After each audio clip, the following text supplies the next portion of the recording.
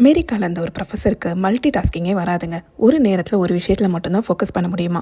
அவருக்கு multi tasking நான் சூப்பராக பண்ணுறேன் அப்படின்னு சொல்கிறவங்களெல்லாம் பார்த்தா ரொம்ப ஆச்சரியமாக இருக்குமா.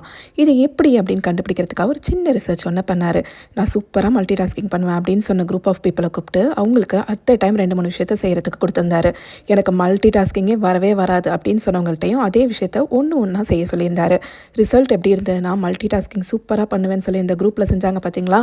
அவங்க செஞ்ச ஒரு வேலை கூட உருப்படியானதாக இல்லை. அதனால் ஒரு நேரத்தில் ஒரு விஷயத்தில் மட்டும்தான் ஃபோக்கஸ் பண்ண முடியும்னு சொல்லியிருந்தாங்க பார்த்தீங்களா.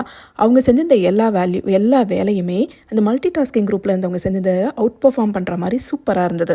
நான் வாக் போய்க்கிட்டே ஃபோன் பேசி முடிச்சிருவேன், யூடியூப்பில் பாட்டு கேட்டுக்கிட்டே குக் பண்ணி முடிச்சிருவேன், ட்ரைவ் பண்ணும்போது மியூசிக் கேட்டுகிட்டே இருப்பேன். இதெல்லாம் மல்டி டாஸ்கிங் இல்லையான்னு நீங்கள் யோசிச்சிங்கன்னா இதெல்லாம் மல்டி டாஸ்கிங் கிடையாதுங்க.